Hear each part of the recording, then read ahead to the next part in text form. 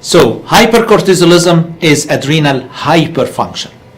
The opposite, Addison disease, is adrenal insufficiency, adrenal hypofunction. The majority of cases of Addison are of autoimmune origin. There is an autoimmune process destroying your adrenal gland. So the hormones coming out of your adrenal gland are low. Aldosterone is low, cortisol is low. So what are you going to present with? Fatigue, anorexia, weight loss, weakness with hypotension. The patient is going to be thin with hyperpigmented skin. Why hyperpigmented? Because when the cortisol is low, by negative feedback mechanism, the ACTH is going to be high. And remember, what did I say about ACTH? The ACTH, as it comes out of the pituitary, in the same package comes with it the MSH, and this MSH is the cause of the hyperpigmented skin. So the lab findings in Addison's disease, because you don't have aldosterone, and aldosterone is the potassium's enemy, so now you're going to get hyperkalemia with mild metabolic acidosis from the inability to excrete hydrogen and potassium because of aldosterone loss. You're going to get hyponatremia because aldosterone is the sodium's fan, so you're going to get hyponatremia. And you may also have hypoglycemia and neutropenia as the cortisol levels decrease. And normally, glucocorticoids increase glucose and white blood cell levels. The most accurate diagnostic test is cosyntropine stimulation test. What's cosyntropine? It's a synthetic ACTH. Normally, ACTH comes from the pituitary to stimulate the adrenal cortex to release cortisol. If I give you ACTH, yet the cortisol level does not increase, this means you have adrenal insufficiency. And then we can do CT scan for the adrenal gland to verify that the adrenal is not there or is atrophied or something. The treatment should always be replacement. Replace whatever you're lacking. So steroid replacement. For acute Addisonian crisis, severe drop of blood pressure and hypoglycemia, draw a cortisol level and give fluids and hydrocortisone. Hydrocortisone will provide both glucocorticoid and mineralocorticoid activity. Prednisone is for stable patients.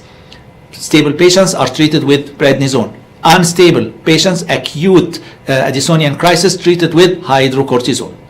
Fluids and hydrocortisone. Fludrocortisone.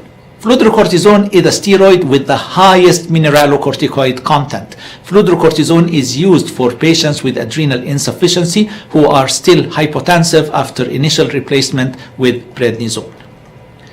Our case study for Addison disease is about a 48-year-old woman who presents complaining of loss of appetite, progressive fatigue, and mild nausea for the past 5 days. The patient also reports that she has been getting an unusual tan. What's the major significance of this patient's family history? There is a lot of autoimmune disease in the family history. It's so prevalent. Rheumatoid arthritis, Hashimoto thyroiditis, Graves' disease are all autoimmune diseases, indicating that a genetic susceptibility to autoimmunity exists within this family. Explain the significance of the varying blood pressure and heart rate readings with change in position by the patient. When the blood pressure changes in changing the position, what do we call this? Orthostatic hypotension. This phenomena is often seen in patients with low serum cortisol and aldosterone level. The patient has also reported episodes of dizziness and faintness, clinical manifestations of orthostatic hypotension also. Orthostatic hypotension can be considered an early manifestation of low blood pressure because as vasomotor tone and blood volume continue to decrease with decreasing hormone levels, hypotension may become permanent and ultimately develop into life-threatening hypotensive shock. What's the most likely cause of Addison disease in this patient? Autoimmune-mediated chronic primary adrenal insufficiency. Which two test results are more suggestive of the cause of Addison disease in this patient? These two test results are abdominal CT scan revealed moderate bilateral atrophy of the adrenal gland and the 25-hydroxylase antibodies. It's an autoimmune disease, so if you can detect antibodies against the hormones or against some chemicals in the adrenal gland, this is important.